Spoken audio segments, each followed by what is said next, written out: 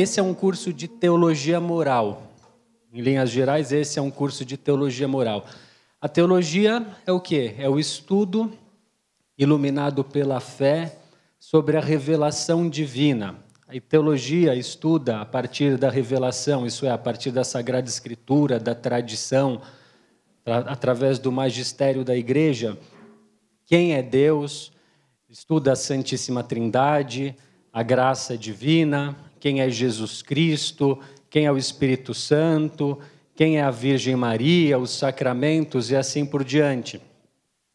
E dentre as muitas coisas que a teologia nos ensina e que a revelação divina nos ensina,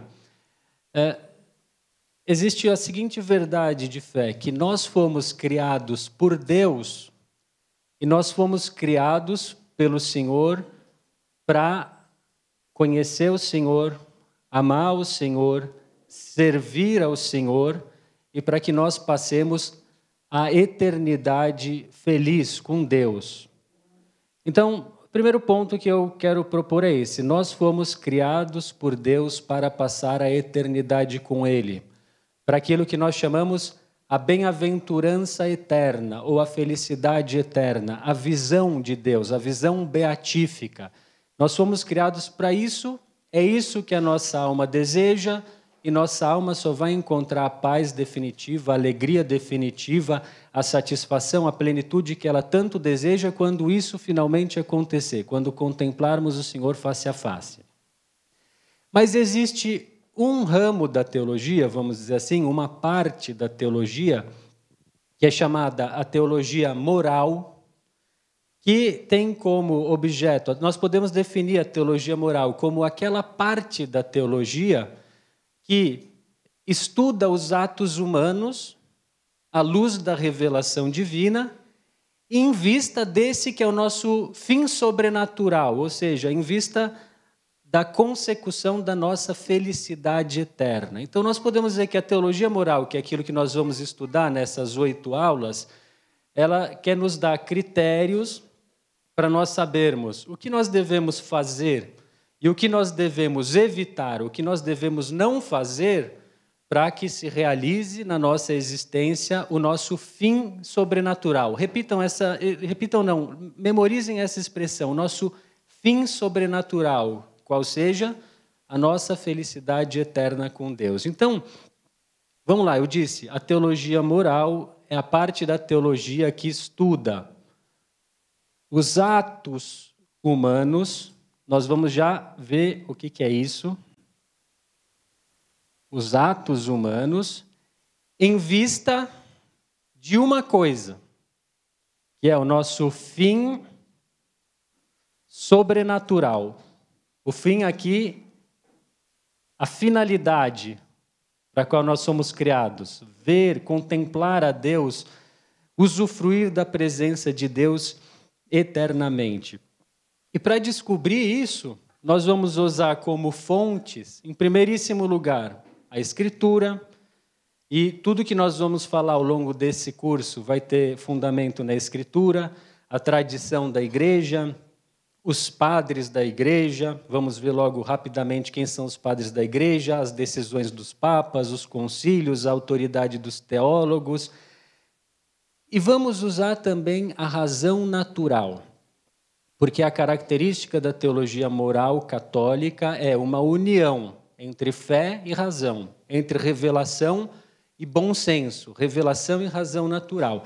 Mas a primeira de todas as fontes, como eu dizia, é a Sagrada Escritura. Santo Agostinho definia, uma das definições que ele dá para a Bíblia, para as Escrituras, ele diz que as Escrituras são cartas de Deus enviadas aos homens para nos exortar a viver bem. É isso que nós vamos estudar aqui nessas semanas. Como que nós fazemos para viver bem? Viver bem aqui não no sentido em que nós hoje habitualmente pensamos, né? Que viver bem é ter uma vida equilibrada, uma alimentação saudável, uma vida fitness, uma vida sem muito estresse, sem muita preocupação, não nesse sentido, mas como nós vamos, por meio dos nossos atos, encontrar o nosso fim sobrenatural, isso é, a vida eterna que Deus quer nos dar. E como as Escrituras são cartas de Deus que nos ensinam a viver bem, nós vamos para algumas fontes da Escritura. Qual vocês acham, aqui uma pergunta, qual vocês acham que é a passagem, o trecho da Escritura mais importante sobre a moral, ou sobre como nós devemos viver, ou sobre o que fazer para alcançar a vida eterna? Os 10 mandamentos falaram, eu sabia que iam responder isso. Eles são importantíssimos, imprescindíveis, porque eles, inclusive, exprimem a lei natural impressa no coração de cada homem, mas aquela que é considerada a carta-manha de como viver bem se encontra em Mateus 5 a 7, capítulos 5 a 7, que é o chamado Sermão da Montanha. Dentro do Sermão da Montanha, vejam, falaram bem aqui, é também chamado Sermão das Bem-aventuranças, porque ele começa com aquelas bem-aventuranças. Felizes os pobres em espírito, porque deles é o rei. E assim por diante. Felizes os que choram, porque serão consolados. Felizes os mansos, porque possuirão a terra. Felizes os famintos e sedentos de justiça, porque serão saciados. Felizes os puros de coração, porque verão a Deus. E assim por diante. Então, esse é o grande caminho de viver bem segundo o nosso Senhor Jesus Cristo, à luz do qual é possível entender os 10 mandamentos. Jesus fala isso, que aquele discurso é para levar à consumação, à plenitude, os 10 mandamentos. Mas além do Sermão da Montanha, existem muitas passagens, por exemplo, nas cartas de São Paulo. Então, as cartas de São Paulo, elas em geral são divididas em uma parte mais doutrinal, na qual São Paulo explica alguma questão, e uma outra parte mais exortatória, na qual ele nos exorta a uma boa conduta. Por exemplo, para pegar um exemplo muito concreto, eu acho que muitos aqui, pelo menos os que são assíduos ao grupo de oração, devem conhecer bem Gálatas 5, quando São Paulo fala das obras da carne e das obras do Espírito. Aí vejam, isso é uma aula de como viver bem ou de como viver mal, ou seja, de como atingir o nosso fim sobrenatural. Vejam, são bem conhecidas, irmãos, as obras da carne. Imoralidade, imoralidade sexual, impureza, devassidão, idolatria, feitiçaria, inimizades, contendas, ciúmes, iras, intrigas, discordas, facções, invejas, bebedeiras, orgias e outras coisas semelhantes. Eu vos previno, de São Paulo, como aliás já o fiz, aqueles que praticam estas coisas não herdarão o reino dos céus. Ou seja, não atingirão o seu fim sobrenatural, a felicidade eterna com Deus. Depois ele diz, ao contrário, o fruto do Espírito é amor, alegria, paz, paciência, amabilidade, bondade, lealdade, mansidão, continência. Contra estas coisas não existem lei. Os que pertencem a Jesus Cristo crucificaram a sua carne com as paixões e os desejos. Se vivemos pelo Espírito, procedamos de acordo com o Espírito. Mas um exemplo para mostrar como as Sagradas Escrituras são o centro do nosso estudo, e nós poderíamos citar outras passagens. 1 Coríntios 12 e 13, capítulo 13 da 1 Coríntios, tem aquele hino sobre o amor que retrata a verdadeira caridade ao próximo. Efésios capítulo 4 e 5, Filipenses 2, 1 a 17, Colossenses 3, 1 a 6, 1 Tessalonicenses 4. Poderíamos citar ainda no Novo Testamento a carta de São Tiago, que tem muitas recomendações concretas sobre a vida moral, sobre o que fazer e o que evitar. Primeira carta de São Pedro, primeira carta de São João. E com esses escritos do Novo Testamento é possível compreender na sua verdadeira profundidade os 10 mandamentos, que são importantíssimos. O decálogo, que se encontra ali em Êxodo 20, 1 a 17, Deuteronômio 5, a 21. Mas é importante conhecer o Novo Testamento, por quê? Porque para nós católicos, a fonte da moral é Jesus Cristo. E eu digo assim que a fonte da moral é nosso Senhor Jesus Cristo, por uma razão assim bastante óbvia, na verdade. Porque segundo a nossa fé, Jesus Cristo, ele é perfeito. Ele é perfeito. Jesus Cristo é Deus ou é homem? Ele é perfeito Deus e perfeito homem. Então, olhando para Cristo, tal como nós encontramos nos evangelhos, nós vemos como age alguém que é unido ao Pai eterno. Olhando para a vida de Jesus Cristo, para os seus gestos, para a maneira como ele tratava as pessoas, para aquilo que ele, segundo a Escritura, ele passou fazendo o bem, nós vemos a verdadeira regra de vida moral, mas, ao mesmo tempo, Jesus é Deus. E ele, na verdade, ele era o Filho de Deus. O que quer dizer? Ele é a sabedoria de Deus. Isso quer dizer que o mundo foi criado por meio dele. Isso quer dizer que a lei de Deus inscrita no nosso coração foi inscrita por ele. Ele, mais do que ninguém, sabe o caminho para a nossa felicidade no céu, mas também para a nossa felicidade aqui na terra. Portanto, como verbo divino, mesmo uma pessoa que não conheça muito bem os evangelhos, se ela ouvir com retidão e com sinceridade a voz da sua consciência, e se ela procurar fazer aquilo que é correto, evitando o mal, praticando o bem, ela vai viver conforme aquilo que Cristo inscreveu no seu coração. Né? Nós poderíamos fazer um paralelo, que é um paralelo que fazia o Papa Bento XVI, entre a lei colocada no coração do homem e a ecologia. Né? Hoje se fala tanto de ecologia. Então, se você não respeita certas regras, você destrói o ambiente, você destrói uma floresta, você destrói uma cidade, um rio, emporcalha, e aquilo fica árido, seco, fica uma desolação, um deserto, e desaparece a vida ali. De uma maneira análoga, existe uma ecologia do ser humano. Se você não respeitar as regras desse meio ambiente, desse organismo que é a sua vida espiritual, vai ter deserto, aridez, desolação e vai acabar a vida espiritual aí. E você vai viver no vazio, no nada, na morte verdadeiramente. Então, voltando, a moral católica se caracteriza por essa síntese entre fé e razão, sabedoria revelada e sabedoria inscrita no coração do homem. Isso já era muito forte nos padres da igreja.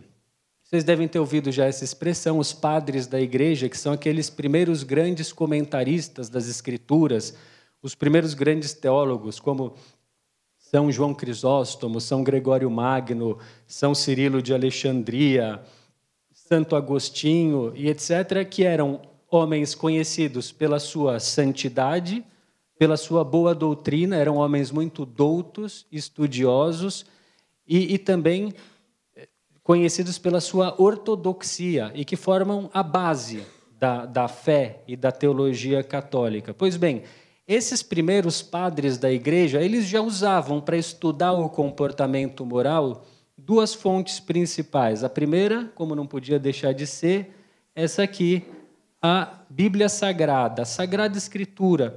Mas os padres da igreja também usavam aquilo que existia de conhecimento bom no mundo do seu tempo, no mundo grego, no mundo latino.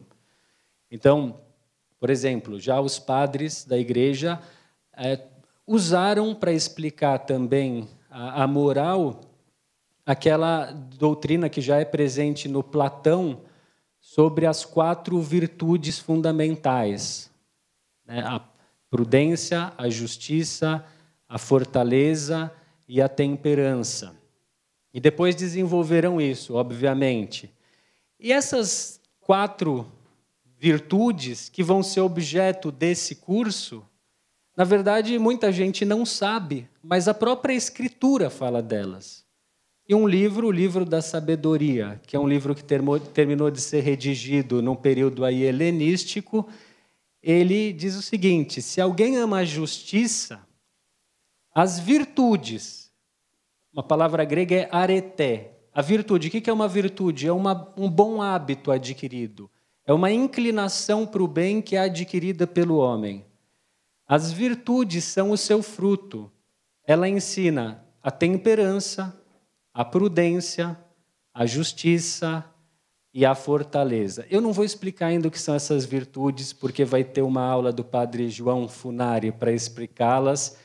Ele vai explicar melhor e eu não quero roubar o assunto dele. Por enquanto, basta saber: as virtudes são boas inclinações, hábitos bons na alma do homem, e dessas 4 virtudes, prudência, justiça, fortaleza, temperança, decorrem todas as outras virtudes: paciência, longanimidade, castidade, veracidade, sinceridade e assim por diante. Mas paro por aqui.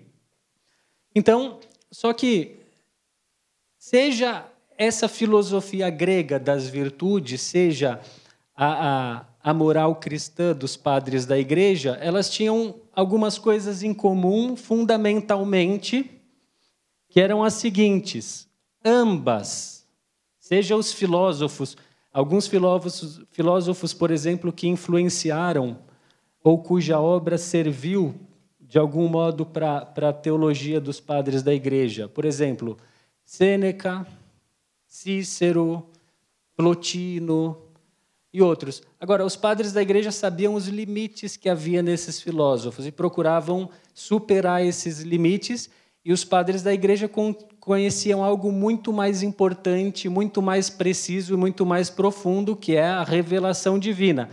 Mas eles tinham 2 coisas em comum. Primeiro, tanto os sábios da filosofia como os padres da igreja, eles viam o fim último do homem como a felicidade. Aqui, quando nós falamos em felicidade, tem uma diferença imensa entre a visão dos filósofos e a visão dos cristãos. Porque para os filósofos a felicidade significava você ter uma vida perfeita.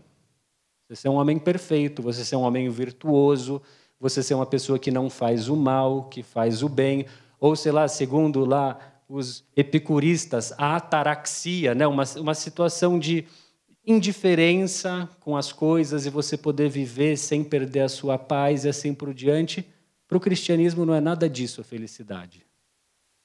Para o cristianismo, a felicidade é fazer a vontade de Deus, estar com Deus e alcançar o nosso fim sobrenatural, que qual é? A felicidade eterna com Deus. Mas, além disso, veja, uma outra coisa que tinha em comum entre os filósofos gregos e os cristãos. Ambos viam como meio para conseguir essa felicidade as virtudes. Era um meio necessário, você ser uma pessoa virtuosa, você ter essas características, a prudência, a justiça, a fortaleza, a temperança e todas as outras virtudes que decorrem delas. Mas mesmo aqui existia uma diferença fundamental entre os cristãos e os gregos. Enquanto os filósofos gregos viam as virtudes como uma conquista meramente humana, da força humana, a partir de agora você vai se esforçar, você vai conseguir evitar o mal e vai, a partir de agora, fazer o bem, e você vai repetir ações boas, e você então vai aprender a fazer o bem e evitar o mal. Os cristãos viam de uma maneira um pouco diferente, na verdade, substancialmente diferente. Por quê? Porque os cristãos não viam, os cristãos conheciam não somente aquelas virtudes da prudência, da justiça, da fortaleza e da temperança. Eles conheciam, sem dúvida. Mas tem uma coisa, 3 coisas, aliás, novas que nos vieram pela revelação divina. A graça de Deus. Então nós acreditamos que nós não vamos ficar melhores na nossa vida só com o esforço humano. O esforço humano é necessário. mas nós vamos ficar com o auxílio de Deus. E esse auxílio virá por meio de 3 virtudes novas, que são próprias do cristianismo. Que são, vamos lá, quem conhece São Paulo, 1 Coríntios capítulo 13, no fim do capítulo 13. Agora permanecem 3 coisas: a fé, a esperança e a caridade. E segundo São Paulo, a maior de todas é qual? Caridade, ela é a maior, porque no céu vai desaparecer a fé, que vai dar lugar à visão beatífica, vai desaparecer a esperança, que vai dar lugar à posse de Deus, mas vai permanecer a caridade. E para o nosso modo de ver a vida moral cristã, isso é fundamental para entender tudo que vai ser dito nessas 8 semanas. Tudo se direciona para isto aqui. Todos os mandamentos, eles são o quê? Uma condição para nós vivermos uma verdadeira caridade em relação a Deus e aos outros. Todo o nosso esforço para sermos pessoas melhores não é um esforço voltado para dizer, puxa, como eu sou bom, agora sim eu me sinto bem porque eu faço aquilo que eu tenho que fazer. Não, é um esforço dirigido para que nós aprendamos a amar a Deus e amar o nosso próximo. Tudo. A rainha das virtudes é a caridade e, segundo a moral católica, toda verdadeira virtude é animada pela caridade. Então, vejam, nós temos que ser virtuosos. Nós temos que ser sinceros, mas a nossa sinceridade precisa ser movida pela caridade, por amor à verdade, que é Deus, por amor ao próximo. Nós temos que ser castos. Cada um na sua situação de vida, no seu estado de vida. Você que é casado, casto no seu matrimônio, respeitando as leis de Deus. Quem é celibatário, casto na perfeita continência. Mas essa castidade tem um fim, que é o amor a Deus e o amor ao próximo. E ela é um instrumento para nós fazermos isso, para vivermos a caridade. A virtude sem caridade leva para o orgulho. A virtude sem caridade leva a pessoa para a dureza de coração, leva a pessoa para outros pecados. E um dos maiores de todos é justamente o orgulho, um dos pecados que mais desagrada a nosso Senhor. E é por isso que Santo Agostinho, eu vou muitas vezes aqui mencionar Santo Agostinho, na teologia católica em geral e na teologia moral não é diferente. Existem 2 gigantes que são a base de tudo, que são a síntese de tudo que veio antes deles e que são a base de tudo aquilo o que nós podemos aprofundar na fé. O primeiro gigante, que é o menor dos 2, é Santo Agostinho. O segundo gigante, que é o maior de todos, é Santo Tomás de Aquino. E Santo Agostinho, ele dizia que a caridade é a principal virtude e que nos cristãos as virtudes cardeais, aquelas virtudes conhecidas pelos gregos, nada mais são do que 4 formas da caridade. Eu vou explicar, daí agora eu vou ter que dar um spoiler no Padre João Funari e explicar alguma coisa antes. Então, segundo Santo Agostinho, o que é a prudência? É o amor que sabe distinguir entre aquilo que ajuda ou atrapalha a seguir em direção a Deus. A justiça é o amor que age retamente para servir a Deus. A fortaleza é o amor que enfrenta todos os perigos e as dificuldades por causa de Deus. E a temperança é o amor que se preserva sem corrupção, se preserva dos excessos para poder doar-se inteiramente a Deus, de tal modo que, então, para nós, tudo que vai ser dito aqui tem como fim a caridade. Agora eu acabo com a minha introdução, que até foi mais longa do que conviria, e nós vamos entrar finalmente para o nosso tema, que é o tema de hoje, o pecado. Olha, eu acho que é a segunda vez que me chamam nesse grupo para falar sobre o pecado. E eu gostaria de falar de coisas mais felizes com vocês sobre o pecado do que o pecado.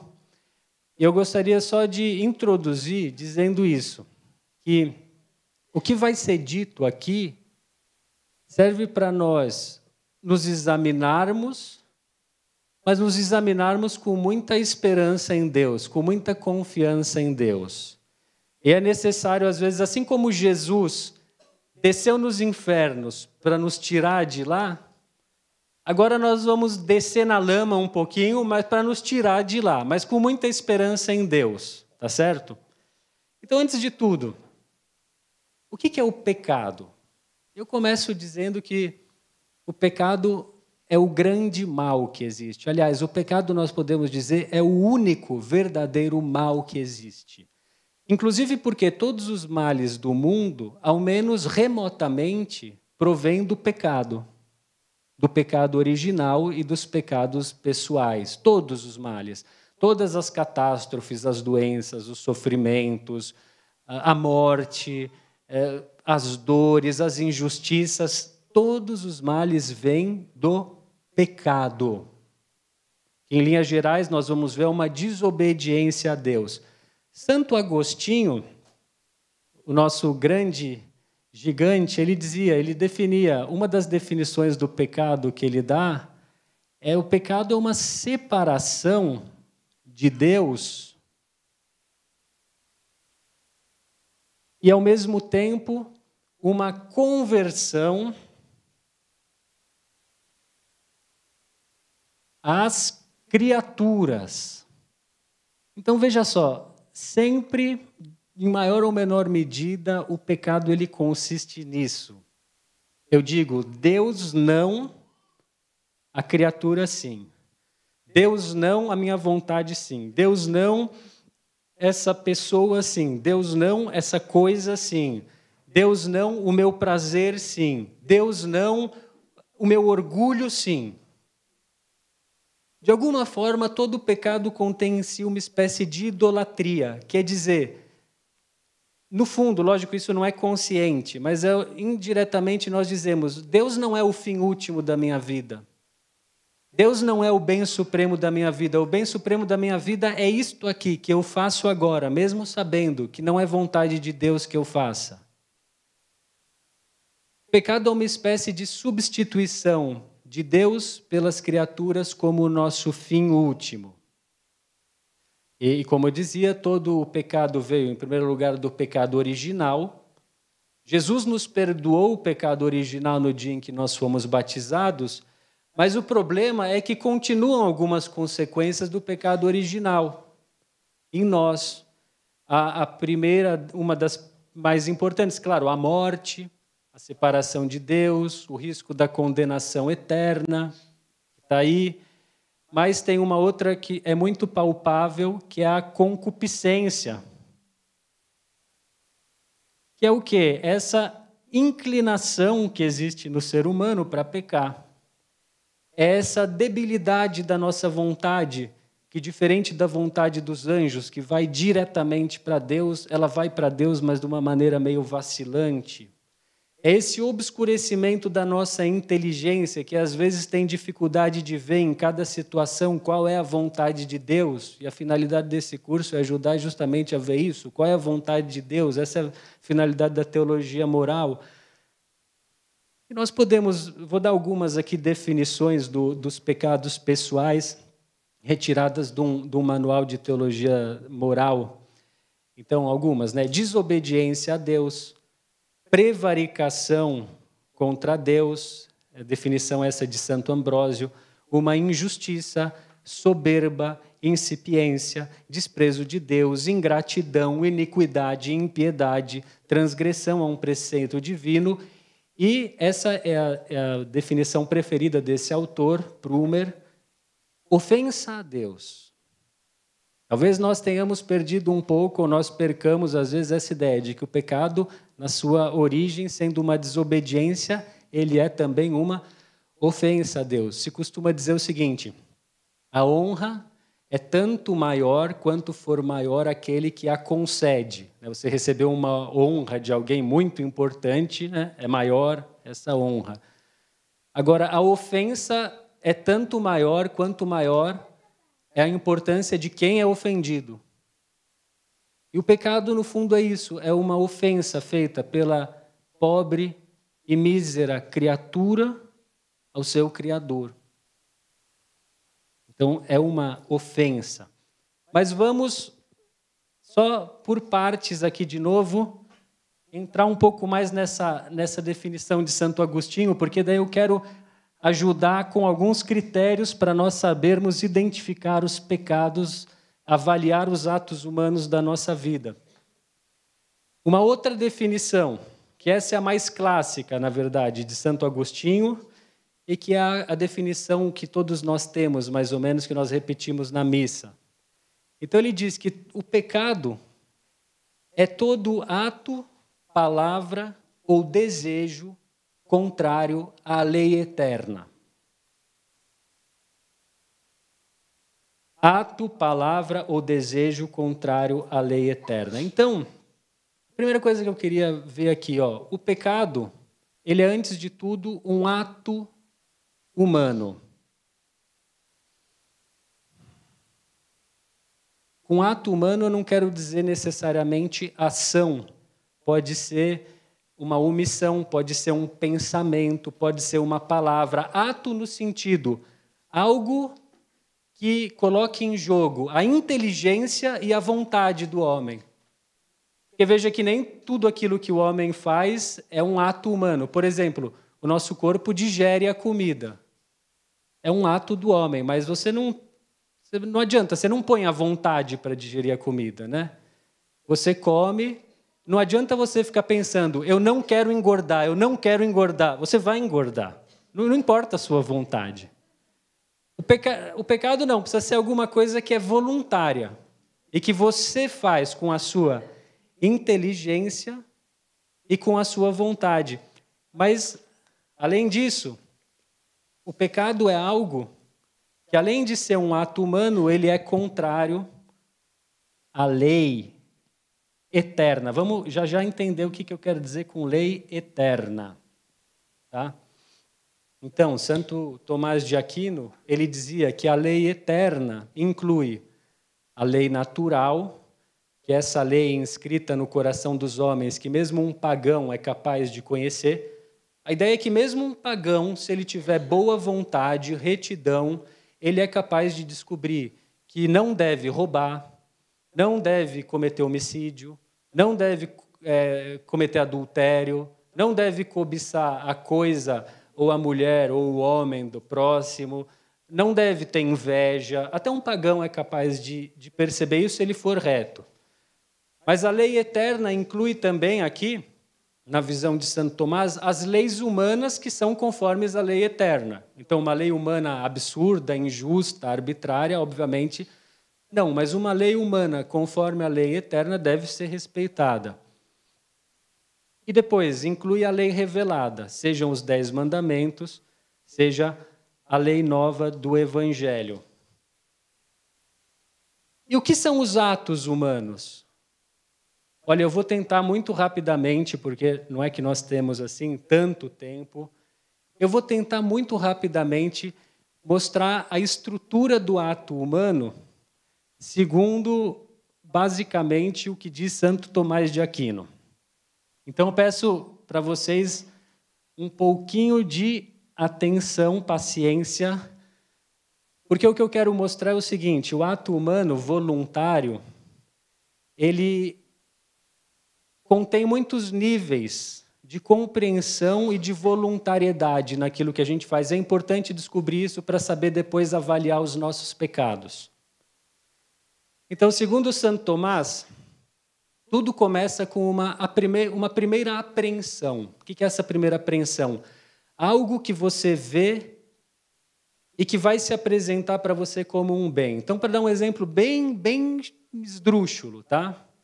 Eu vejo, de repente, esse celular aqui. Esse celular não é grande coisa, mas vamos supor que seja um lindo celular. Eu tenho uma primeira apreensão sobre esse celular. Segundo ato é o amor. Amor aqui não no sentido de caridade cristã, mas no sentido de uma paixão mesmo humana.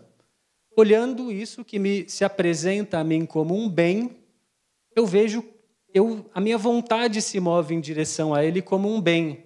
Eu quero isso é bom.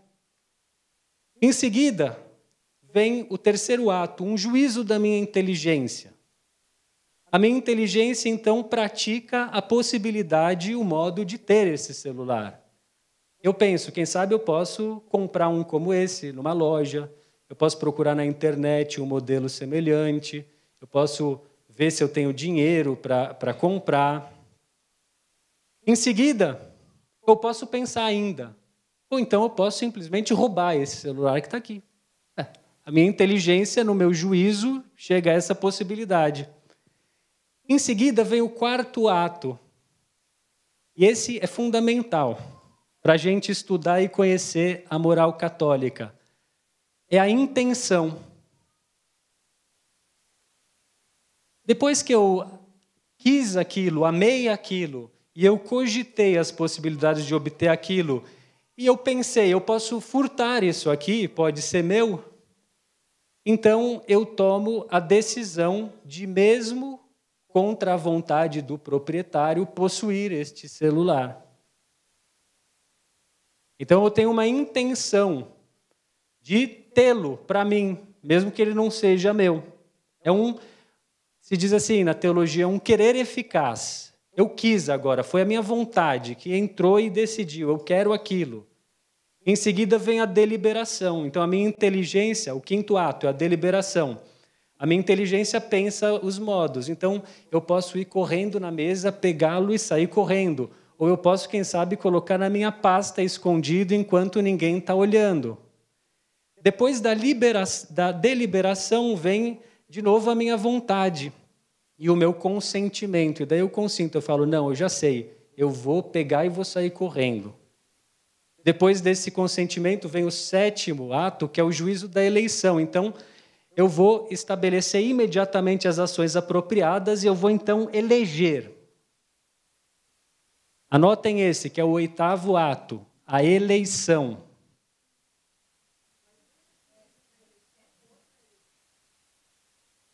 Não, primeiro é o juízo, veja a diferença. Primeiro é o juízo da eleição. A diferença é que o juízo da eleição é da inteligência. Nós estamos usando essas duas faculdades, a inteligência e a vontade. A inteligência, o meu juízo da eleição vai ser qual vai ser a medida específica que eu vou fazer, a mais próxima para pegá-lo. Então, quando eu me aproximo do momento, eu digo, então eu vou agora pegá-lo e vou roubá-lo, vou levá-lo comigo. A eleição é quando eu tomo um assentimento desse juízo e decido, com a minha vontade, pegá-lo. Então, o juízo da eleição é com a inteligência, a eleição é com a vontade. Por que é importante essa separação? Porque o pecado ele acontece quando você coloca a sua vontade. Simplesmente eu pensar em um mal, isso não é um pecado. Eu posso pensar num homicídio. Estou pensando, imaginando como que é um homicídio. Isso não é um pecado. Um pecado é eu querer, com a minha vontade, matar o meu próximo porque eu estou com raiva dele. O pecado, ele requer um ato da vontade. E esse ato da vontade, existe um mais remoto, anterior, que é a intenção, e existe um outro mais próximo, que é quando você está prestes a fazer ou quando você está já praticamente executando, que é a eleição.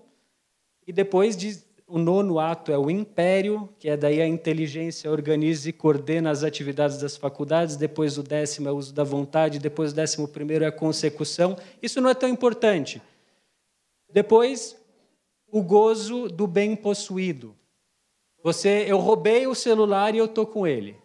Por que eu fiz todo esse esquema?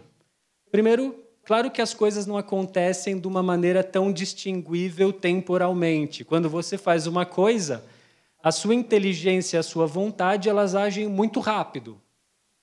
Mas é importante você aprender a perceber o que é algo que você está cogitando, o que é algo que você quer, o que é algo que você vê como possibilidade, o que é algo que você desejou de verdade no seu coração e assim por diante.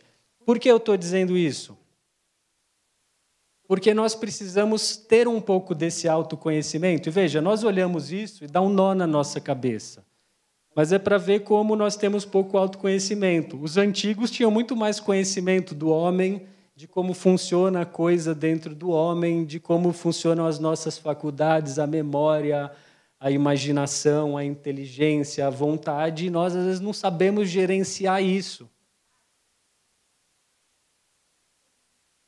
Não. O importante, assim, por hora, duas coisas que são importantíssimas, e essas duas eu quero que vocês lembrem, é a intenção, que é a firme decisão de ter um determinado bem, e a outra é a eleição, que é a decisão mais próxima de ter aquele bem de uma determinada maneira. Tá certo? Já vou dizer por que isso. Por quê? Para nós descobrirmos se aquilo que nós fizemos é um pecado ou não, e ainda, sendo um pecado, se é um pecado mortal ou um pecado venial, nós precisamos investigar essas duas coisas, a intenção e a eleição. Tá certo? E eu vou explicar.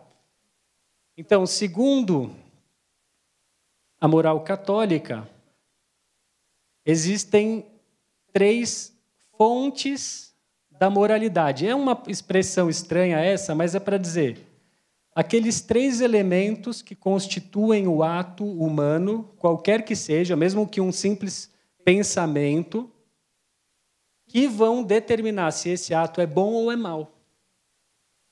Esses 3 elementos, segundo o Catecismo da Igreja, do número 1749 a 1761, e segundo a encíclica Veritatis Splendor, do número 71 ao número 83, depois eu cito de novo.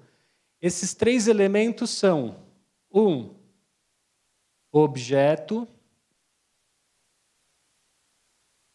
O objeto é uma maneira de chamar, o catecismo chama de objeto, mas nós poderíamos também chamá-lo de, como eu falei, eleição. O segundo é o que o catecismo chama de fim, que é uma maneira de chamar, mas a outra maneira de chamar é, qual que é a outra palavra que eu disse? Intenção. Tá? E o terceiro são as circunstâncias. Então, qualquer ato, bom ou mau, vai ter essas 3 coisas. Qualquer ação racional e voluntária do ser humano vai ter essas 3 coisas. O objeto, como eu disse, é a eleição, ou aquilo que é imediatamente realizável, ele é basicamente aquilo que define uma ação. Então, quem é do direito, né, e que estudou direito penal, é analogamente, mais ou menos, aquilo que no direito é o tipo penal. Então, o objeto é o quê? É furtar. Vejam, o objeto não é o celular. O celular é, digamos, a matéria da coisa. O objeto é a ação de furtar. Eu quero furtar aquilo, né? Porque isso diferencia totalmente furtar de pegar emprestado. Veja que, externamente, é a mesma coisa. Peguei emprestado, peguei para ver a hora.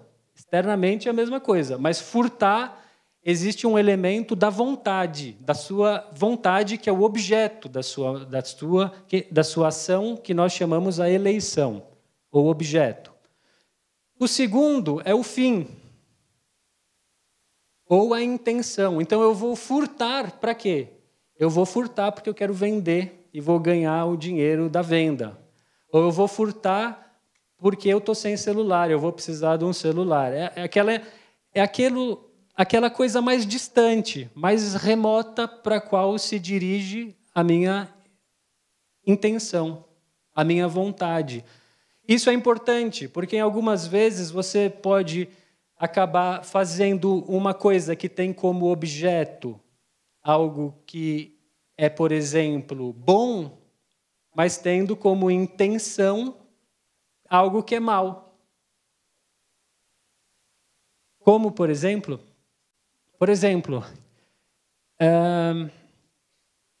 eu posso dizer palavras boas. É bom elogiar as pessoas, não é? É uma coisa boa.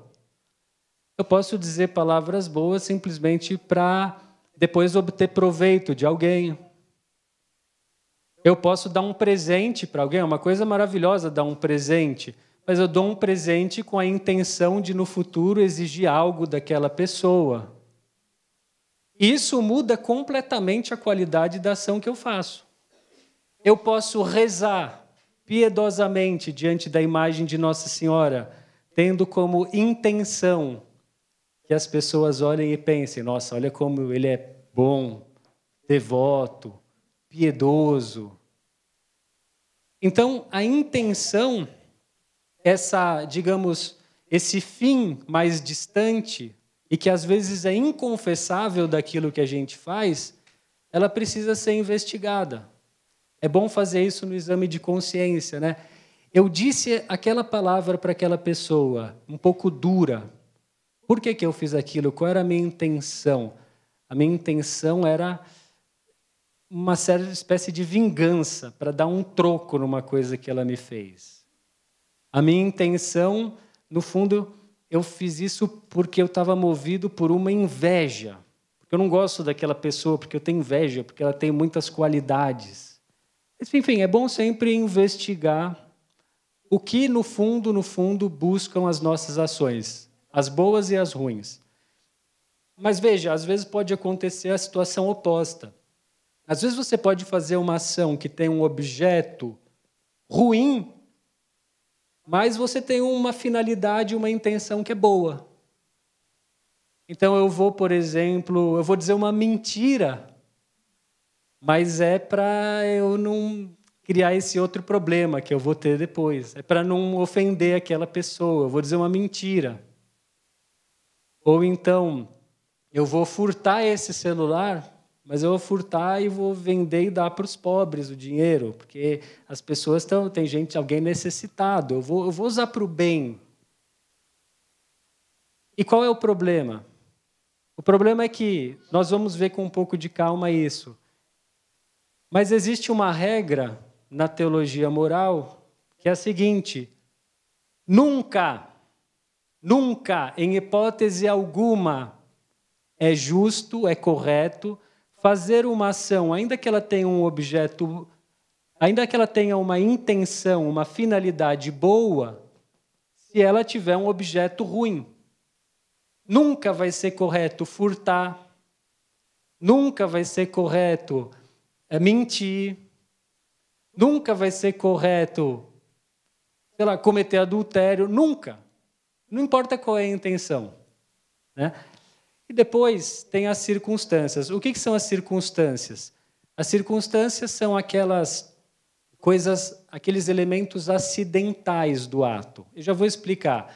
Mas são aquelas coisas que não podem tornar o ato nem bom nem mal.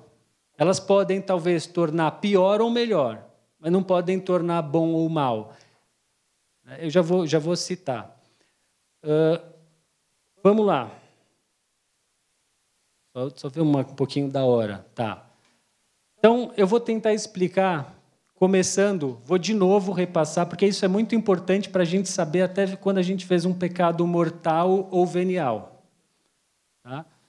Então, a primeira regra, a partir de tudo aquilo que eu disse, é que a bondade, né, a moralidade ou a maldade, a imoralidade de uma ação, pensamento, palavra ou omissão nossa, depende, em primeiríssimo lugar, do seu objeto, daquilo que nós elegemos naquele momento, daquela ação.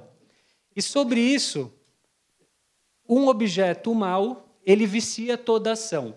Nós só podemos querer alguma coisa que seja ordenável a Deus. Alguma coisa que possa servir para o nosso fim último, que é a nossa união com Deus, a nossa santificação para a nossa salvação eterna. E existem atos que nunca servirão para isso. Nunca serão ordenáveis para Deus. Eu gostaria que vocês até memorizassem essa expressão. Essa expressão, ela hoje em dia, ela possui um poder exorcístico. Então, olha, tem palavras que têm poder exorcístico. Então, assim, é bom saber isso. Então, às vezes você quer ver se uma pessoa está possuída pelo demônio, você fala assim, transubstanciação. Se você falar isso e a pessoa começar a sair espuma da boca delas, pode ter certeza que ela está possuída pelo demônio. Porque é um tipo de verdade que causa repugnância ao demônio. Depois da consagração, Jesus está presente na hóstia santa, em corpo, sangue, alma e divindade. Se você tem dúvida, você fala, Imaculada Conceição. Então, saber que Nossa Senhora é uma criatura humana, de natureza humana, imaculada, puríssima, está acima dos anjos, isso faz o demônio urrar. E hoje em dia, uma expressão que causa terror ao inferno é dizer que existem atos que são intrinsecamente maus. Quer dizer, são ações que, pela sua própria natureza, jamais serão ordenadas a Deus, cujo objeto, cuja eleição é sempre e por si mesma pecado, em razão de si mesma, do seu próprio objeto, independentemente das intenções de quem faz, ainda que tenha a melhor intenção do mundo, seja uma intenção boníssima, e independentemente das circunstâncias, ainda que seja uma circunstância muito difícil, que você fala assim, não, mas é muito difícil nesse caso não fazer. Mas tem ações que, mesmo quando é muito difícil, vai ser sempre pecado. Às vezes pode diminuir a culpabilidade, né? Então, a pessoa, dependendo da circunstância, a pessoa pode ter uma culpa maior ou menor. Mas sempre vai ser pecado, sempre vai ser uma coisa grave, dependendo do que for. Uma coisa grave. Alguns exemplos. Aqui eu falo só para a gente se voltar para Deus e confiar em Deus e pedir as luzes para Deus para a nossa própria conversão, sempre com muita esperança em Deus. Mas atos que sempre serão pecado. Não importa se está muito difícil, se está ou não, não importa, vai ser sempre pecado. Tá? O sacrilégio. Nossa, eu queria tanto receber a comunhão, eu sabia que eu precisava confessar antes, mas, sabe, eu sentia assim, uma emoção tão grande naquela missa. Ou eu fiquei com vergonha, porque era a missa de 7º dia do meu avô, né? Eu não queria aparecer lá e ficar ali. Sempre vai ser pecado e grave cometer o sacrilégio. Sempre. O homicídio de um inocente, um aborto, incluindo todas as variantes, pílula do dia seguinte, etc. Não, mas era impossível, naquele caso não dava. Mas foi estupro, mas foi isso, foi aquilo. Olha, por pior que seja a situação, sempre vai ser um pecado muito grave. Eutanásia, fornicação, adultério, né? Aquela pessoa é casada na igreja, tudo bem, pode ser a paixão mais arrebatadora, o outro pode estar no momento de mais solidão, mais difícil da vida, precisa de alguém do seu lado para ajudar, para estar do lado. Não, é pecado grave. Né? Masturbação, contracepção, prostituição, roubo, mentira, calúnia, difamação.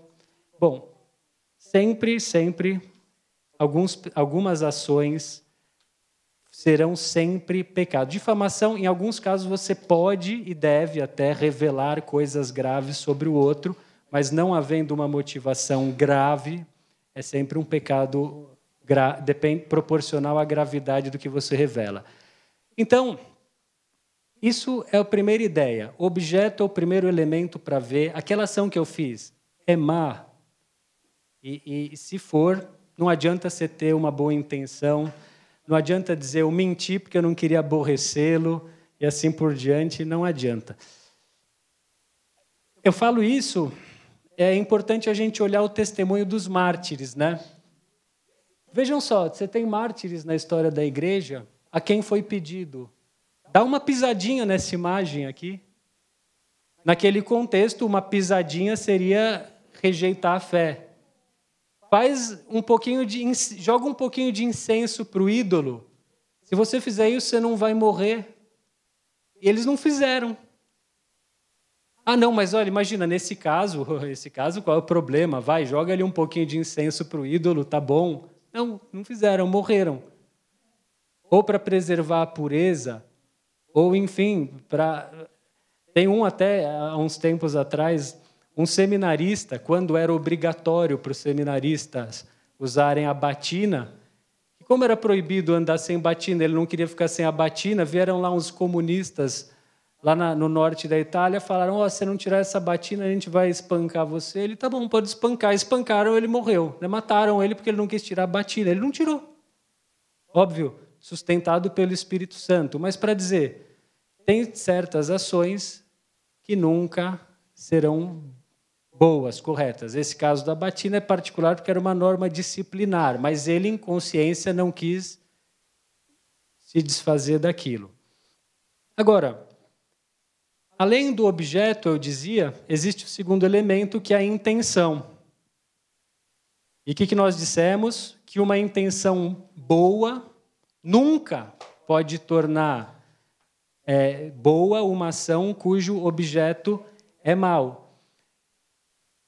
Agora, uma intenção má, ela pode tornar mal uma ação que é boa. Como eu dizia, uma pessoa que vai rezar, é ótimo rezar, mas se a intenção dela ao rezar é aparecer, é ser louvada pelos homens, bom, pode ficar má a intenção. Se a pessoa faz uma coisa por astúcia, para enganar os outros, etc., mesmo que ela faça uma coisa boa, a sua intenção, aquele fim mais distante do que ela faz, já vicia a sua ação. Todas essas regras valem para uma ação, algo que você faz, para uma omissão, algo de que você se abstém, para um pensamento pecaminoso que inclui, lógico, o pensamento inclui um ato de vontade, né? Eu quero isso, eu quero aquilo, ou para uma palavra. Veja que essas 4 coisas, ações, omissões, pensamentos e palavras, devem sempre comportar 2 elementos: uso da inteligência, avaliar aquela ação com a sua inteligência e querer aquilo. Querer fazer ou querer não fazer. É aí que se encontra o pecado, né? Na intenção. Você não precisa chegar a consumar o pecado. Eu penso, eu vou matar essa pessoa, eu estou decidido a matar essa pessoa.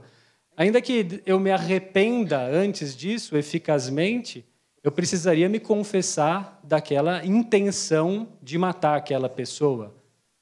Eu deveria me confessar, inclusive, daquele desejo remoto, né? Aquela intenção, eu vou matar, e mais ainda, se eu pratiquei algum ato em vista disso, eu devo me confessar.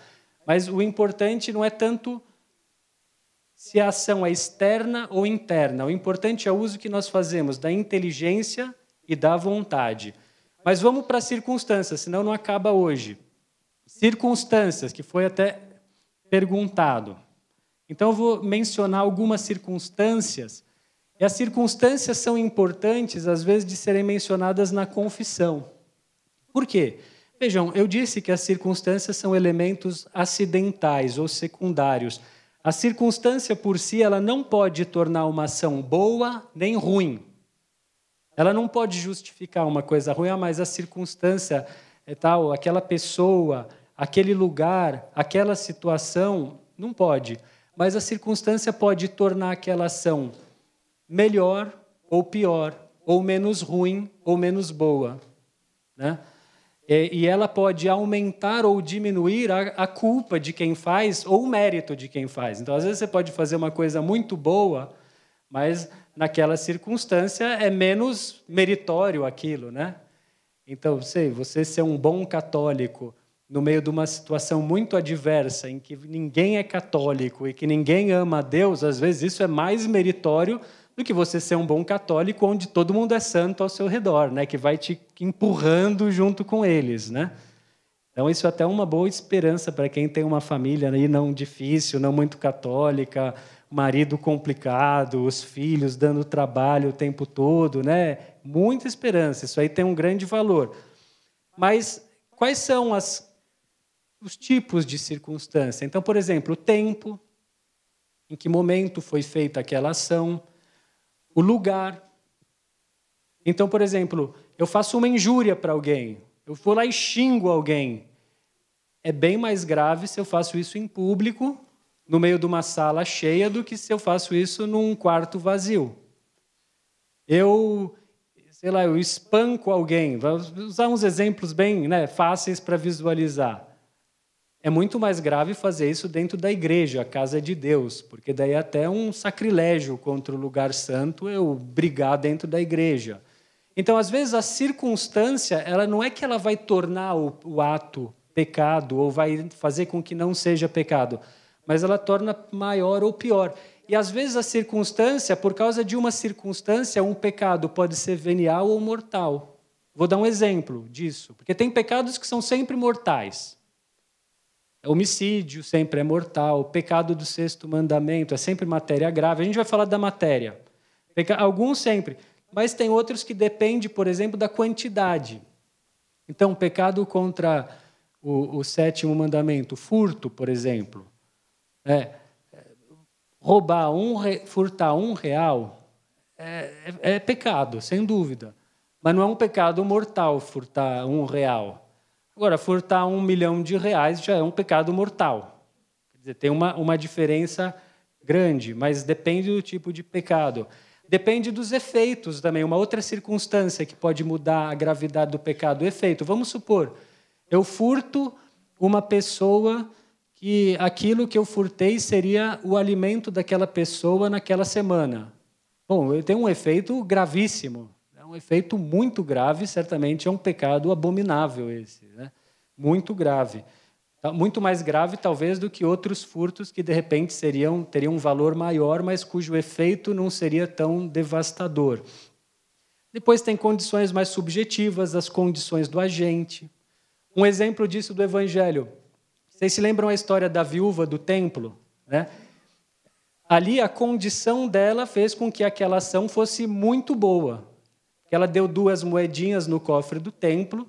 Jesus disse, olha, ela é uma viúva, ela só tem aquilo, então ela deu mais do que todo mundo, porque a circunstância da pessoa fez com que aquilo aumentasse o valor. E veja, Jesus tem uma outra palavra que ele diz, a quem muito foi dado, muito. Então, se a pessoa é um ignorante completo, não recebeu muitas graças especiais para conhecer a fé, se não foi apresentada para ele a verdade, de repente ele faz uma bobagem, às vezes ele pode ter menos responsabilidade por isso do que uma pessoa que conhece bem, que sabe, que recebeu tantas luzes do Espírito Santo e assim por diante. Depois, outras circunstâncias, o modo de agir, alguém que faz algo que é mal, mas um pouco tendo que cumprir o dever, ou sob uma paixão muito veemente, etc., o meio, assim por diante. Eu não vou entrar tanto nas circunstâncias em particular, porque senão nós não saímos daqui hoje.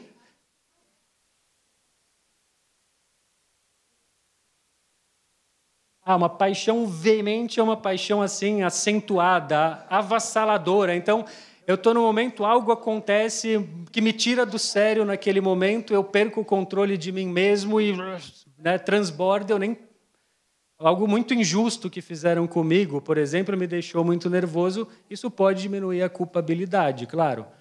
Uma coisa é eu agredir alguém depois de ter sido provocado e estar irritado, outra coisa é eu agredir gratuitamente do nada, para exemplificar. Boa pergunta. Ela diz o seguinte, ótima pergunta. Falar das circunstâncias de uma confissão não seria uma forma de você ficar se justificando? E aqui é onde eu queria chegar. Quais são as circunstâncias que devem ser ditas na confissão? Aliás, vamos lá, bem didático. O que deve ser dito? Isso aqui não é o Padre João que está falando. Isso aqui quem fala é a igreja e fala explicitamente desde o Concílio de Trento. Ou seja, já ia mais de 500 anos, a igreja ensina solenemente isso. E quando você vai fazer uma confissão, especialmente quando você vai confessar, aqui eu vou falar da confissão dos pecados graves. Já vamos explicar o que são os pecados graves, tá bom? Você deve falar o quê? Primeiro, a espécie do pecado. O que é a espécie? A espécie do pecado é aquilo que eu chamei até agora de objeto da ação. Né? O que é o objeto? Então, eu vou dar um exemplo antes de uma confissão que não é boa. A pessoa chega e fala, padre, eu pequei contra o 7º mandamento. Não serve. Ou eu pequei por avareza. Não, você não confessou. Eu furtei. Eu peguei o dinheiro que estava ali em cima da mesa ali, peguei para mim, por exemplo. Né? Ou, esse é terrível. Não, eu digo é terrível porque é uma situação desagradável, porque o padre ele pode, às vezes ele deve perguntar na confissão coisas para ajudar a entender o que foi o pecado, porque para ele absolver validamente, ele precisa pelo menos entender qual foi a ação. Não precisa entender detalhes, nunca, mas saber, furtou, causou uma injúria, uma calúnia, é importante. Mas, por exemplo, quando é 6º mandamento, daí você não vai querer muito, né, se meter nisso. Mas tem que especificar, não basta dizer assim, eu pequei contra a castidade. Bom, tem que explicar a espécie. Cometi, sei lá, fornicação, adultério, né, masturbação, coisas assim, né, mais específico. E, além da espécie, a igreja pede para a gente especificar, dizer, na confissão eu falo dos pecados graves, dos veniais não tem todo este rigor, mas dos graves, dos mortais, para pedir o quê? Ao menos aproximadamente o número de vezes. Porque veja só, é totalmente diferente eu dizer assim, olha, eu cometi uma injúria ao meu pai. Eu falei coisas horríveis para ele. Né? Isso é uma coisa diferente, eu fiz isso uma vez. Bom, é totalmente diferente isso de eu ter feito isso nos últimos 20 anos, diariamente, cotidianamente. Né? É claro que nesse caso eu não vou saber dizer quantas vezes, mas digo, olha, padre, faz tanto tempo que eu não me confesso, mas olha, há muitos anos eu adquiri esse péssimo hábito de gritar com meu pai, de tratá-lo mal, sabe? De tratá-lo de qualquer jeito, algumas vezes gritei, etc. Bom, mas, ou dizer, olha, umas 4 vezes, 3... Mas é importante dos pecados, repito, mortais, falar meio aproximadamente o número. É um vício arraigado que eu tenho e tal. E depois a igreja pede para falar algumas circunstâncias, mas a pergunta que foi feita, mas, padre, falar circunstância na confissão não é uma coisa que vai soar como justificativa, se você falar circunstâncias que atenuam, mas não é o caso. Na confissão, a gente deve falar circunstâncias que podem agravar ou mudar o pecado, mudar a espécie. Eu vou tentar explicar. Desculpa essa linguagem muito jurídica, né? Mas o que é uma circunstância que pode agravar? Por exemplo, essa que eu citei. Olha, eu gritei, faltei com a caridade com uma pessoa. Eu ainda fiz isso no meio do curso lá da igreja, na frente de todo mundo, né?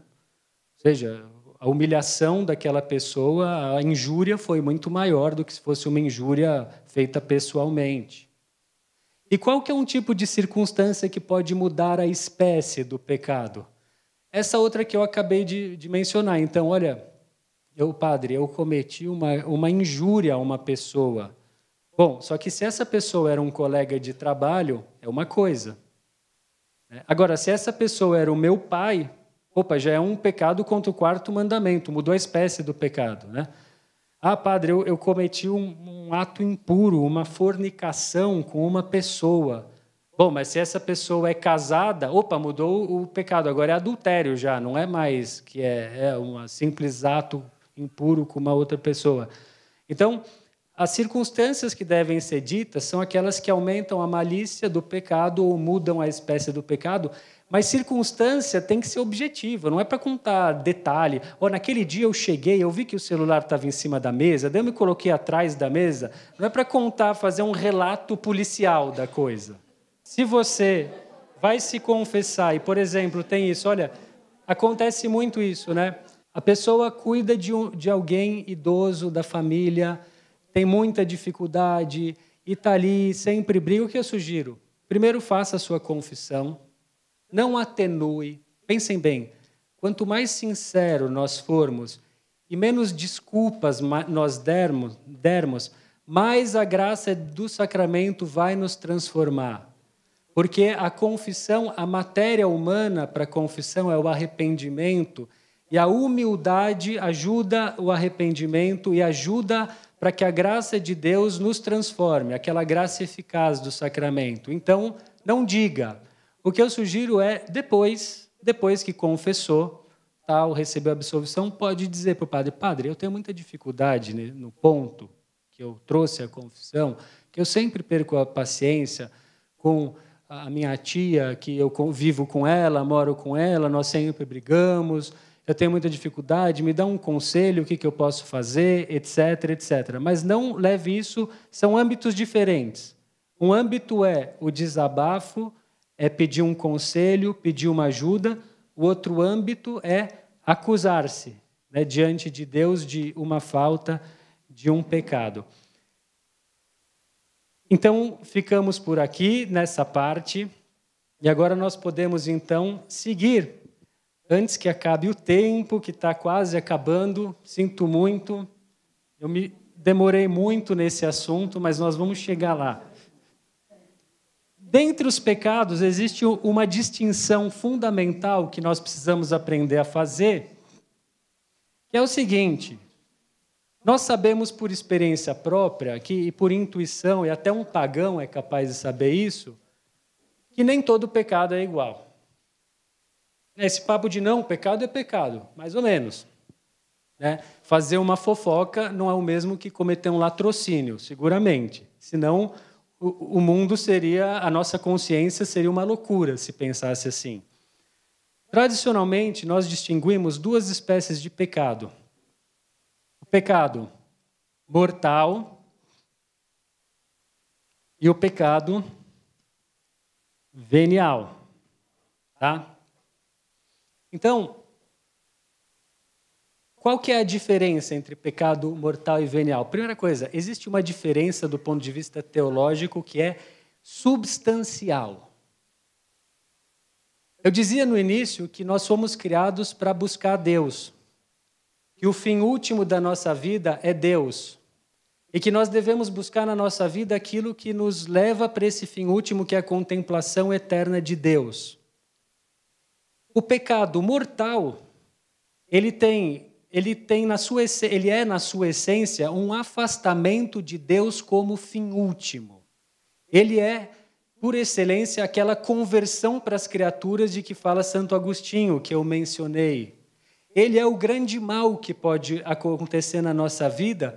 Quem comete um pecado mortal, ele deixa Deus como fim último da sua existência, se volta para a criatura, passa a merecer a condenação do inferno e morre espiritualmente.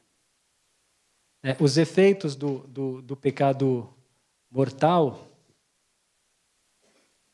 eu peguei aqui alguns efeitos mencionados por teólogos. Então, a perda da graça santificante, a perda das virtudes infusas dos dons do Espírito Santo, a perda daquela presença amorosa de Deus, da Santíssima Trindade, que nós recebemos no batismo, que cresce com a prática da caridade, a perda de todos os méritos adquiridos em toda a vida, que são recuperados com a confissão, mas com o pecado mortal eles se perdem. Deixa uma mancha na alma o pecado mortal, que deixa aquela alma horrível. Santa Teresa, no livro da Vida, diz: conheço uma alma, que na verdade era ela, né, a quem Deus permitiu ver o que é uma alma em estado de pecado mortal. E ela diz: se nós soubéssemos o que é aquilo, nós jamais teríamos coragem de ofender a Deus, porque ela disse que era uma coisa horrenda, porque é o homem, essa criatura valiosa de Deus, completamente devastado e afastado daquilo para que ele foi feito, ser um templo de Deus e passar a sua eternidade com Deus. Então, a pior coisa que pode acontecer conosco é o pecado mortal. E para que um pecado seja mortal, se requerem 3 condições. Primeira condição: a matéria do pecado, ou seja, que o objeto da ação, lembra? O objeto seja algo grave. Nem tudo é grave, como eu disse. Furtar R$1 não é uma matéria grave, né? Contar uma mentirinha enquanto você está contando uma história, daquela aumentada, né? Daí vieram 100 pessoas atrás de mim, né? Eram 2, quem sabe. Bom, não é pecado mortal, né? Depois, além de matéria grave, precisa ter plena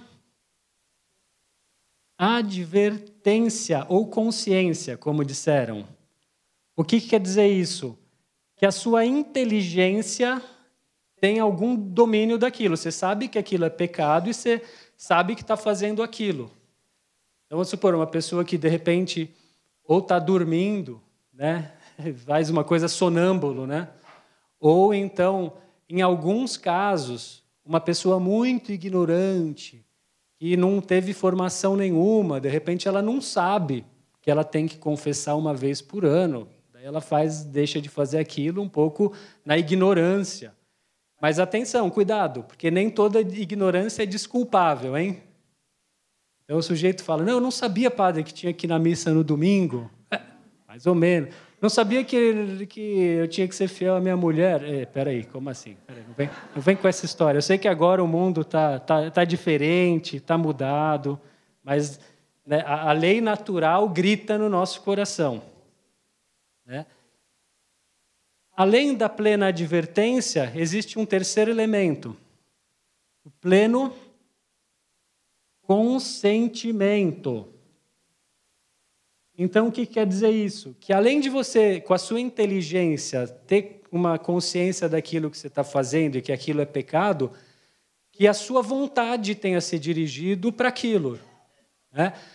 Às vezes, sobretudo quando se trata de pecados, de pensamentos, às vezes pode ser difícil avaliar se a gente teve ou não um pleno consentimento, né? Então, você tem um pensamento horroroso lá. Será que eu consenti naquilo ou não?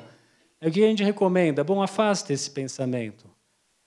Por quê? Porque nós temos na nossa alma, nós temos paixões.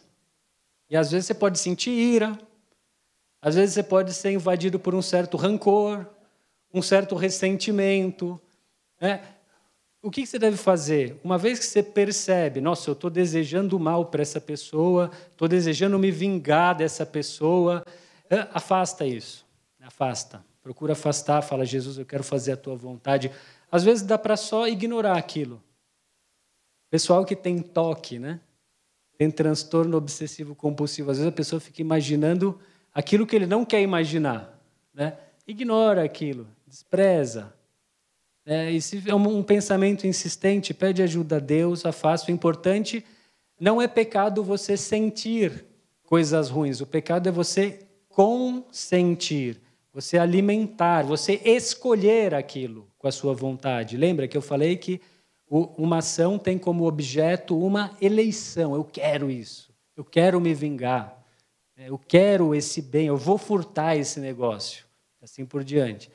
Se é só uma tentação, afasta. E como é que nós vamos saber quando a matéria é grave? Então, tem algumas fontes. A primeira delas é a Escritura. Então, tem algumas passagens na Escritura, como aquela que eu mencionei dos Gálatas, em que explicitamente se fala: aqueles que praticam isso não herdarão o reino dos céus. E a igreja interpreta isso como uma declaração de que aquilo é uma matéria grave. Vou dar um outro exemplo, uma passagem aqui. 1 Coríntios 6, 9 a 10. Vejam essas palavras de São Paulo. Não vos enganeis, nem imorais, nem idólatras, nem adúlteros, nem efeminados, nem sodomitas, nem ladrões, nem avarentos, nem maldizentes, nem os que se dão a embriaguez, nem salteadores possuirão o reino de Deus. Então a igreja interpreta, isso são matérias graves. Depois, pode nos ajudar o magistério. No catecismo, em geral, quando fala das espécies de pecado, fala, este pecado é gravemente contrário, é uma falta grave, e assim por diante. Tem lá outros exemplos de documento. Veritatis Splendor, um documento importante de João Paulo II, fala de alguns pecados como matéria grave. Casti Connubii, do Pio XI, fala das questões relacionadas ao matrimônio. O Humanae Vitae, do Paulo VI, fala da contracepção como matéria grave, pecado grave. A declaração Persona Humana, depois a declaração Donum Vitae, que fala das matérias graves relacionadas à inseminação artificial, fecundação in vitro, que são graves, seja porque são um tipo de reprodução que contraria a maneira natural criada por Deus, excluindo a união dos esposos e fazendo que os filhos sejam gerados não no ato de amor esponsal, conforme a natureza, mas conforme um procedimento técnico, mas que ainda, no caso da fecundação in vitro, com a morte ou dispensa ou congelamento de embriões, são ainda um pecado contra a vida humana. Depois, Evangelium Vitae fala dos pecados lá de aborto, eutanásia, etc. Eu vou dar aqui uma lista de pecados que a igreja diz que são matéria grave. E aqui é uma lista, assim, para a gente se examinar e pedir perdão para Deus, se for o caso, e confessar com muita confiança em Deus. Mas é importante a gente ter uma certa consciência. Então, por exemplo, faltar à missa aos domingos e dias de guarda, receber a comunhão tendo consciência de estar em pecado grave e não ter confessado, esconder na confissão por vergonha um pecado grave, praticar atos de idolatria, magia, superstição, necromancia, aborto, contracepção, esterilização, uso de drogas, o pecado do escândalo, que é o que? Ou você introduzir alguém no mal, ensinar o mal para alguém, sobretudo para uma criança ou para alguém mais inexperiente, ou você, por meio da sua conduta, instigar o pecado no outro, procurar ajudar a levar o outro para o pecado. Um pecado que eu falei outro dia, o pessoal ficou muito surpreso, falei, desejar que uma determinada pessoa seja condenada eternamente, né? Mas atenção, tem uma diferença. Uma coisa é você desejar que Deus faça justiça. Isso não é pecado. Você desejar que Deus faça justiça. Não é pecado. Não é pecado você desejar que os pecadores, como é correto, paguem pelos seus pecados. Agora, é um imperativo da caridade que, diante mesmo de alguém que tenha feito um mal para nós, que nós peçamos a Deus a conversão dessa pessoa. Diz Deus em Ezequiel, né? Não quero a morte do pecador, mas que se converta e viva. Na primeira carta a Timóteo 2,4 diz, Deus quer que todos se salvem e cheguem ao conhecimento da verdade. Todos se salvarão? Não. Não, mas é horrível isso, é terrível. E para uma pessoa se converter de verdade, ela vai sofrer muito. Quem de verdade já se converteu, já chorou os seus pecados, sabe a dor que é, e mesmo no purgatório, que a maior parte de nós vai passar, nós vamos sofrer muito mais do que nós sofremos em toda a nossa vida. Então, por pior que seja a pessoa, se ela se converter e for salva, provavelmente vai ter que passar pelo purgatório, vai sofrer uma coisa que a gente não pode nem imaginar nesse mundo. Isso já é muito. Agora, desejar que alguém passe a eternidade inteira no inferno sendo atormentado, quando a própria Mãe de Deus apareceu e ensinou para aqueles pastorzinhos e a nós a rezar: meu Jesus, perdoai-nos, livrai-nos do fogo do inferno, levai as almas todas para o céu, socorrei principalmente as que mais precisarem. Não me parece uma coisa caridosa. Pensar que Santo Estevão disse, enquanto era apedrejado: Senhor Jesus, não leveis em conta o que fazem esses homens. Santa Maria Goretti, quando agonizava, disse: eu perdoo o Alessandro, eu quero estar com ele no paraíso. Não me parece que nós tenhamos menos pecados do que eles para nós dizermos: eu quero que esse maldito se condene. Porque eu acho que é perigoso a gente dizer isso. Eu acho muito perigoso. Porque se Santa Maria Goretti, que era pura, santa e inocente, dizia isso, eu, que sou pecador, se eu disser eu quero que alguém se condene, se Santa Maria Goretti queria salvação do seu algoz, eu se disser que eu quero que alguém se condene, eu acho que Jesus vai dizer: olha, lembra o que eu te disse? Na medida que você usar para os outros, eu vou usar para você. Então, sabe, tudo bem, então reze por quem te fez o mal, ou por pessoas, por políticos, etc. Peça: Jesus, converte essa pessoa. Né? É justo pedir a Deus que faça justiça? É justo. E os salmos estão cheios de exemplo disso. Mas nós, por caridade, devemos querer a conversão. Depois, rapidamente, então, uma série de pecados que podem ser mortais. Depois, se requer a plena advertência, que eu expliquei. Um sinal de que você pode não ter tido plena advertência é quando você, por exemplo, faz uma coisa ou diz uma coisa muito rapidamente e logo depois que você faz, você diz: nossa, por que eu disse isso? Às vezes isso pode ser um sinal de que não teve plena advertência, né? Imediatamente depois de fazer algo rapidamente, a gente diz: meu Deus, não devia ter feito isso. Pode ser um sinal. Depois, eu gostaria de falar rapidamente, e nós já vamos acabar, porque estamos terminando, sobre o pecado venial. Então, assim, olha, eu queria fazer um apelo para todos aqui. Queria fazer um apelo que é o seguinte. Eu acho que todos nós aqui queremos amar a Deus, não é isso? Eu acho que vocês estão aqui hoje, numa tarde de quinta-feira, assistindo eu falar sobre coisas horrendas, delitos, pecados, porque todos nós queremos amar a Deus. Então, se a gente quer amar a Deus, a gente quer fazer a vontade dEle. A gente acredita que o que Ele tem para nós é o melhor. Então, a gente não vai se contentar em fazer o mínimo para Deus, vai? Ninguém gosta de uma pessoa que faz o mínimo para a gente, né? Vai lá, os filhos, marido, esposa, né? Quando a pessoa está naquela frieza, não demonstra muito interesse, é uma coisa tão desagradável, né? Imagina fazer a mesma coisa com Deus. Então a gente não pode se contentar só em não cometer pecado mortal. A gente tem que tentar evitar ao máximo cometer pecados veniais.